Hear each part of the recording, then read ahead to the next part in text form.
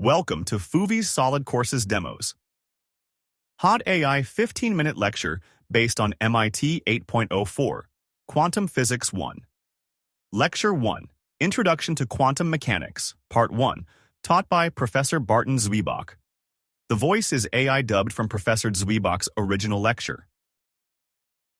Welcome to Lecture 1, Introduction to Quantum Mechanics, Part 1. After this 15-minute lecture, you will clearly grasp three key concepts in quantum mechanics. 1. Linearity. 2. The necessity of complex numbers. And 3. Loss of determinism. We begin with feature number 1, the linearity of quantum mechanics. Linearity is a fundamental feature of quantum mechanics. What does this mean? First, practically, it means that if you have two solutions, you can form a third by adding them. You don't need to change anything and simply combine them, and you get a new solution. A well-known example of linearity is Maxwell's theory of electromagnetism. If you have two plane waves propagating in different directions, adding them gives you a third solution. Two waves propagating simultaneously without affecting each other. This feature is extraordinarily useful in practice. Millions of phone calls, data streams, and video transmissions can travel simultaneously without interfering with one another. In the next slide, I will introduce two key properties of linearity that make this possible. Two key properties of linearity. Now, let me show you the linearity in Maxwell's theory mentioned above in more detail. Suppose you have an electric field E, a magnetic field B, a charge density ρ, and a current density J. This set of data forms a solution to Maxwell's equations. Linearity implies the following. 1. Scaling property. If this is a solution, then multiplying it by a constant real number alpha, giving you alpha E, alpha B, alpha ρ, and alpha J, is also a valid solution. Number 2 is the additivity property. If you have two solutions, E1, B1, ρ1, J1, and E2, B2, ρ2, J2, then their sum, E1 plus E2, B1 plus B2, ρ1 plus ρ2, and J1 plus J2 is also a valid solution. In summary, if we have two solutions, we can add them. And if we have a single solution, we can scale it by a number. In the next slides, I will show you linear equations and the properties that make them linear. Linear equation. A linear equation is written as L of u equals 0, where u is the unknown and L is a linear operator. If you have several operators L1, L2, L3, and so on, you will have several equations. L1 of u equals 0, L2 of u equals 0, L3 of u equals 0, and so on. If you have multiple unknowns, such as u, v, w, etc., the equation may take the form L of u, v, w equals 0. Properties of linear equations. Here are the key properties of linear equations and their meanings. If L of u equals 0 and a is a number, L of a times u equals a times L of u, then all equals 0. Meaning, if u is a solution, then a times u is also a solution. If LU1 equals 0 and LU2 equals 0, then LU1 plus U2 equals LU1 plus LU2 equals 0. Meaning, if U1 and U2 are solutions, then U1 plus U2 is also a solution. If L of U1 equals 0 and L of U2 equals 0, and alpha and beta are numbers, then L of alpha U1 plus beta U2 equals alpha L of U1 plus beta L of U2, then equals 0. Meaning, if U1 and U2 are solutions, then alpha U1 plus beta U2 is also a solution. In the next slides, I will show you how to determine the linear operator L and how to use these properties. Determine L and check linearity. Let's look at this equation. du over dt plus 1 over tau, u equals 0. If we define Lu equal du over dt plus 1 over tau multiplies u, then this equation can be written as Lu equals 0. How do we write L on its own? Structurally, we can express it as L equals d over dt plus 1 over tau. Here, d over dt is the derivative operator, and 1 over tau simply multiplies u. To verify that L has linearity, you first replace u with au. We get L on au would be d dt of au plus 1 over tau au, which is a times du over dt, plus 1 over tau u, which is alu. Then, if you replace u with u1 plus u2, similarly, you will also get L on u1 plus u2 is equal to lu1 plus lu2. L has both scaling and additivity properties, so it is linear. Now, our main topic, Schrödinger's equation. IH bar d dt of psi is equal to h hat psi. Here, psi is the wave function. H hat, the Hamiltonian, is a linear operator as explained in another video. I is the imaginary unit, and h hat is Planck's constant divided by 2 pi. H hat is just a number. If you define L psi as IH bar d dt of psi minus h hat psi, then you can write Schrödinger's equation in the form L psi equals 0. You can check that L is a linear operator, therefore Schrödinger's equation and quantum mechanics is linear. In that sense, quantum mechanics is actually simpler than classical mechanics, more elegant, more beautiful, more coherent, and very nice. However, because the wave function is complex, no physical interpretation was obvious to the people who invented quantum mechanics. It was even a bit funny. Schrödinger wrote down this equation, and when asked, "So what is the wave function?" he said, "I don't know." It took a few months until Max Born proposed using the norm of the wave function to describe the probability of a particle's state. That's why our next slide is the necessity of complex numbers in quantum mechanics. The necessity of complex numbers. The complex number I is defined as the square root of -1. So I squared equals -1. It was invented to solve equations like x squared equals -1.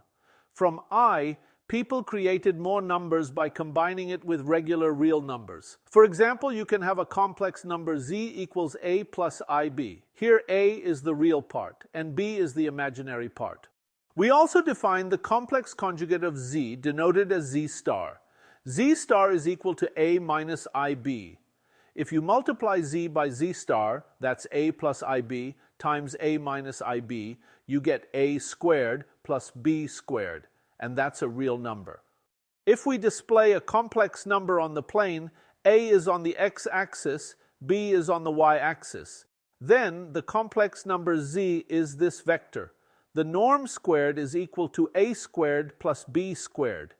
That's also z times z star, as we mentioned earlier. So that's complex numbers. People use them in electromagnetism and sometimes even in classical mechanics. However, in those cases, everything in the equations, like the electric field, position, or velocity, is real. So the use of complex numbers is just auxiliary. On the other hand, in quantum mechanics, the equation already has an I. Psi is a complex number necessarily, and you can never measure it. This was the issue of the physical interpretation. Max Born had the breakthrough idea, use the norm, as described above, to measure the probabilities of the wave function. That was a great discovery, and it had a lot to do with the development of quantum mechanics. In summary, we can't determine the exact physical state of a wave function. We can only measure probabilities. This leads us to a key feature of quantum mechanics called the loss of determinism, which we'll explore in the next slide. Photons and the loss of determinism. What are photons? According to Maxwell's equations, everyone knew that light was a wave. Nevertheless, Planck and Einstein's work on the photoelectric effect showed that light is made of quanta. These quanta of light are called photons. So photons are packets of energy, and a photon is a particle, a quantum mechanical particle. Let's now compare quantum and Newtonian particles. There is an important difference between a particle in Newtonian mechanics and in quantum mechanics.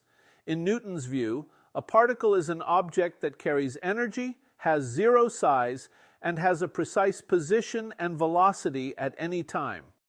In quantum mechanics, a particle is just an indivisible amount of energy or momentum that propagates with no definite position or velocity. And most profoundly, it reflects the loss of determinism. Let's explore this in the next slide.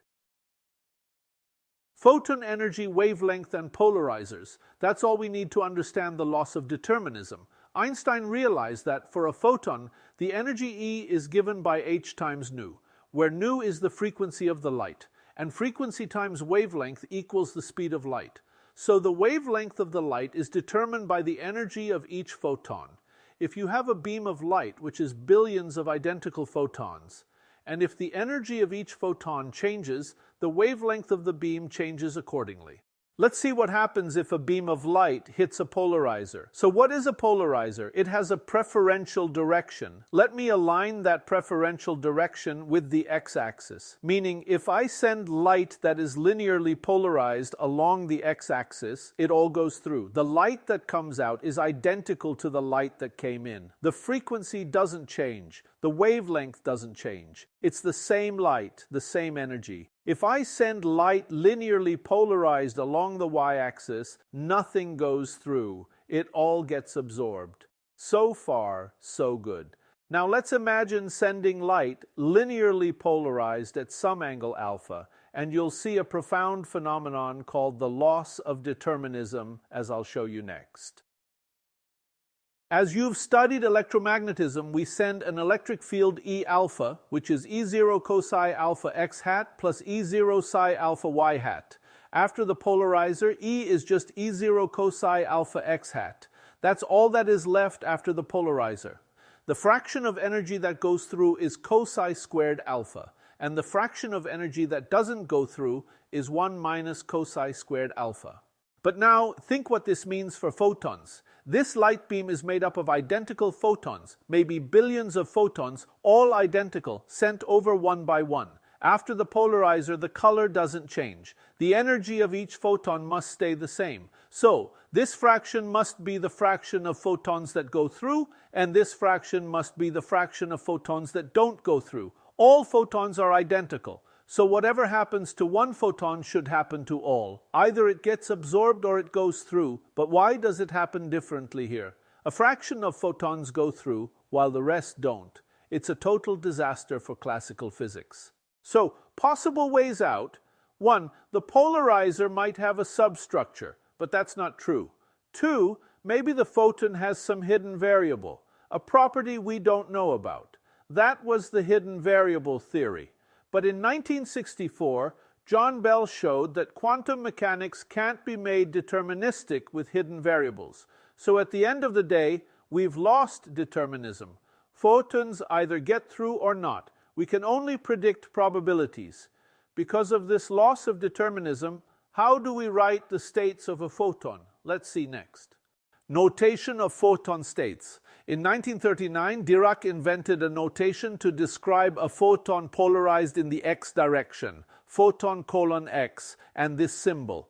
This notation represents a vector of a possible state of a photon polarized along the x direction. Similarly, this notation describes a photon polarized in the y direction. And linearity means that there can exist a state called cosine alpha photon x plus psi alpha photon y. And this is the photon state polarized in the alpha direction. Compare with the classical equation. What you lose here is the E0 because this is the equation for one photon. After the polarizer, the photon is only in the state photon x because the y direction doesn't go through. When it goes through, the whole photon goes through. So there's no need for a cosine alpha here. And that's the state of the photon that goes out of the polarizer. In summary, we can't determine whether a single photon goes through or gets absorbed, only the probability. This marks the loss of determinism. We'll explore even more profound features of quantum physics, quantum superposition and quantum entanglement in Lecture 2. For now, Lecture 1 ends here. Thank you for watching.